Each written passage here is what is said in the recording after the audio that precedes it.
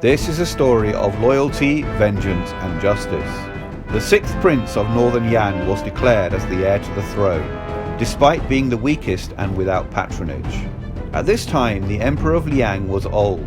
His sons, Prince Yu and the Crown Prince, formed their own parties for personal interest, competing for the throne for a long time. After making inquiries, they learned that the sixth prince of northern Yan made a personal visit to Langye Hall and acquired a silk pouch. Langye Hall was more than a beautiful and elegant manor like in paradise. Answers to even the most difficult problems could be purchased here for a price. For decades, Langye Hall managed to close every deal with no exceptions. Prince Yu and the Crown Prince consulted Langye Hall separately regarding how to win the throne, and received the same answer. At the top of Langye list, Master Mei of Jiangzhou. Whoever had the Kirin scholar's assistance would own the world. Master Mei of Jiangzhou was referred to as Mei Changsu, and also called the Kirin scholar. Changsu was the chief of the Jiangzhou League and on top of the Langye scholar list. The Jiangzhou League was the biggest gang in the country. Oddly, Changsu himself wasn't capable of martial arts, but had many masters following his orders thanks to his unparalleled intelligence. Before they moved, Mei Changsu adopted the alias Su Jie and traveled to the capital city with two friends, Qiao Jingwei and Yan Yujin. He seemed interested in this fighting for the throne. Changsu had another secret identity. His true identity was Lin Shu, the young marshal of the Qian army 12 years ago. Lin Shu had been the most promising young man in the capital city, being both brave and resourceful. He had never been affected by the cold before, hence he earned a reputation as a young burning man. In the Battle of Meiling, the Qian army was wrongly convicted of rebellion and conspiracy by the emperor. The 70,000 loyal soldiers were ambushed and annihilated. Lin Shu was thrown off a cliff by his father, the marshal, to escape. Lin Shu miraculously managed to survive, receiving medical treatment from Lin Chen, the young master of Langye Hall. Lin Shu's appearance and body had changed drastically due to exposure to the poison of the bitter flame at the bottom of the ravine. Now Mei Changsu was in poor health. He was inclined to wrap himself in a heavy coat and had approximately only 2 years' lifetime left. Changsu planned for a long time to reveal the truth and prove the innocence of the Qian army. This was extremely dangerous. His real identity must remain confidential. Changsu had a young bodyguard, Fei Liu. Fei Liu was mentally challenged, but actually a genius in martial arts, and like a kid brother to Changsu. Other masters in the Jiangzhou League were also summoned to the capital. To collect information, Changsu spent years building up an intelligence network with Miao Yin Court as the hub. Before entering the capital, they met the Princess Ni Huang in the house of Mu. The moment they met, Ni Huang tested Jingwei and Yujin's martial arts. Ni Huang defeated them easily. Laying eyes on Ni Huang, Changsu felt so hurt. Ni Huang and Lin Shu were childhood sweethearts and had even got engaged. But everything changed after the Battle of Meiling. Changsu couldn't greet Ni Huang. For the last 10 years, Ni Huang had been in charge of 100,000 cavalry and secured the southern border. However, the emperor was paranoid and jealous of Ni Huang's military power. He decided that picking a husband for Ni Huang by tournament could possibly distract and weaken her power. Changsu followed Jingwei to visit the Grand Empress Dowager. This was the first time Changsu officially met with Ni Huang. Lin Shu had been the Grand Empress Dowager's favorite kid since childhood, and she was particularly optimistic about the engagement between Lin Shu and Ni Huang. Although she was too old to remember everyone around her, the lady subconsciously recognized Changsu as Lin Shu. Changsu was always staying undercover, but at this moment he almost lost himself in front of his loved ones. Ni Huang also felt something different about Changsu and invited him to take a walk in the palace. They caught a court eunuch bullying a young slave from the prisoner's quarter.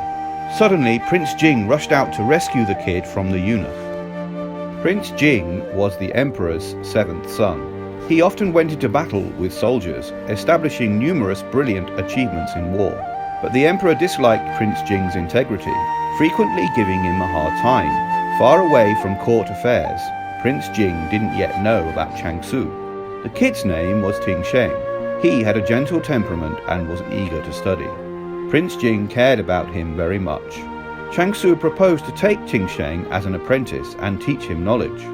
Prince Jing and Nihhuang replied, "These prison slaves couldn't be liberated without His Majesty's pardon." Changsu answered with confidence, "How could you know the result if you didn't try it?"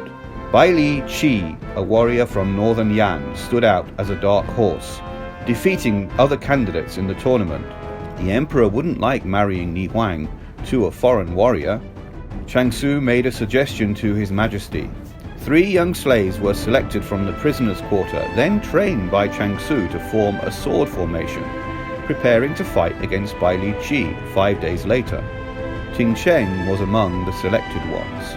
Changsu pointed out that Bai Li Qi was a highly skilled fighter, but he moved too rigidly. Surprisingly, the kid's sword formation brought down Bai Li Qi. Tingsheng followed Changsu after gaining freedom on merit. In order to get Nihhuang, the crown prince's party attempted to drug her, but it was disrupted by Changsu in time. Since that time, Nihhuang had been seeing Changsu.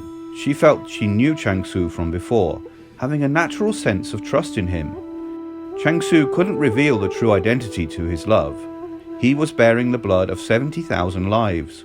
Or maybe he dared not speak of it since he was no longer the Lin Shu she knew. A woman's intuition is too sharp. After all sorts of things, Nihhuang became more and more suspicious about Changsu's identity. She couldn't wait, galloping a horse to confront Changsu. One word, one name, one look, one expression. Changsu eventually failed to hide his identity from Nihhuang. Or maybe he couldn't pretend to be a stranger to his love anymore. "Don't ever leave me again," Nihhuang shouted. Deep inside, she knew it was her love who secretly lent her a helping hand during her most difficult time. She was willing to wait for Changsu to return to what he had been like. But Changsu only had a little time left. He couldn't give a promise to his love. What is true love? "I will be by your side until the end of life."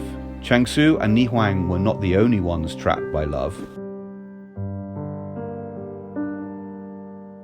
Marquis Yan and the Emperor, along with Marshal Lin Shi, Lin Shu's father, had been best friends since youth.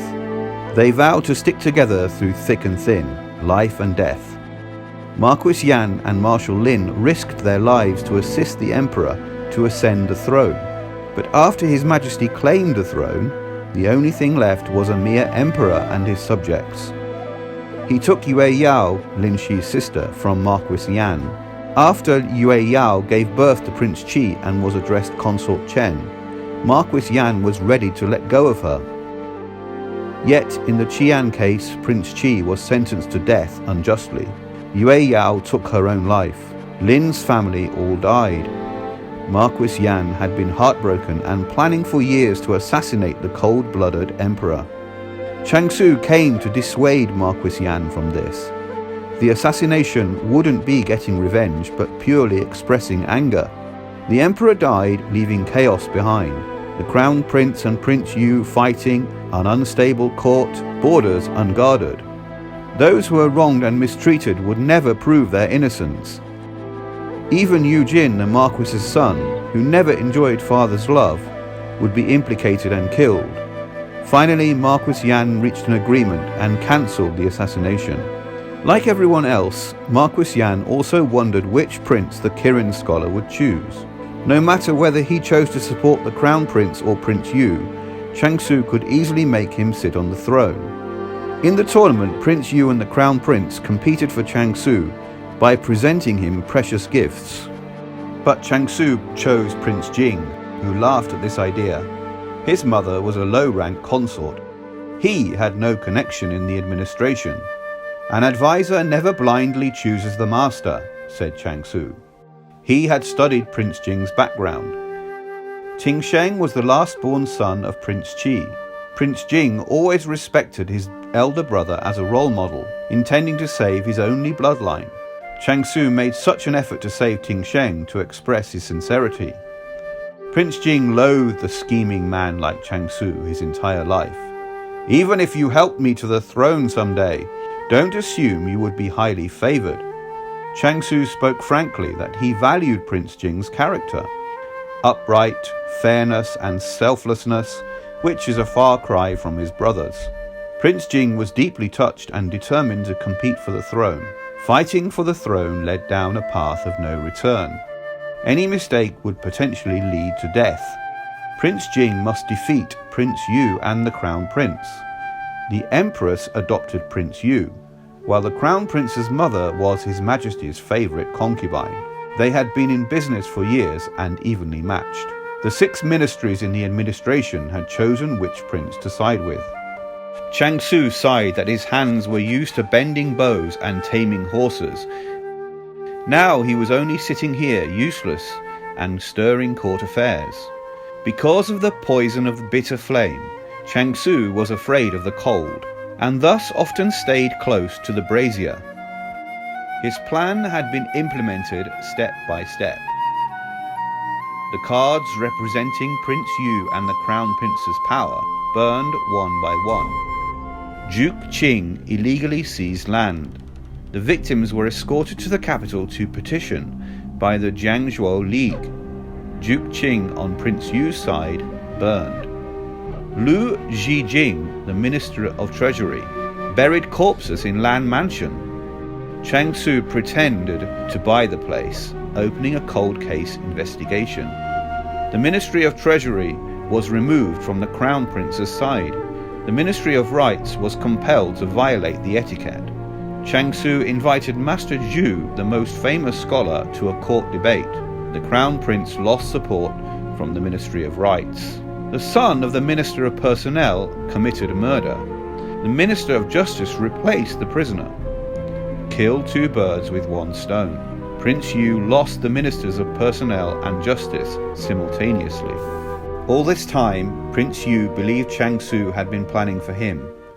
However, Changsu came to Prince Jing's manor to instruct what to do next. Outside the manor, Changsu recalled the good old days when Lin Shu and Prince Jing grew up here together like 2 brothers. How motivated and full of pride they had been at that time. Time flies. It was the same place, but the people had changed. To reopen the Qian case and prove their innocence, Changsu must keep the previous affection out of mind. He stepped into the same gate again, but Prince Jing had no idea who he really was. Changsu wrote a list of names to Prince Jing. All the officials above were loyal and competent, whom the prince could trust and rely on. They didn't lack in knowledge or skills, but were never given the opportunity. Both Prince Yu and the Crown Prince were weakened. Only Prince Jing got promoted continuously. He had been originally far away from court affairs. With growing power, he was on an equal footing with his brothers now. However, Prince Yu and the Crown Prince were still young 13 years ago.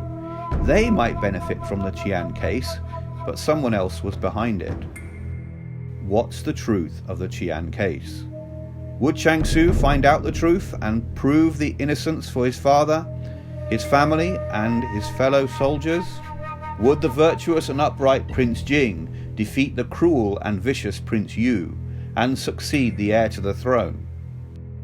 Please subscribe to our channel if you like this video.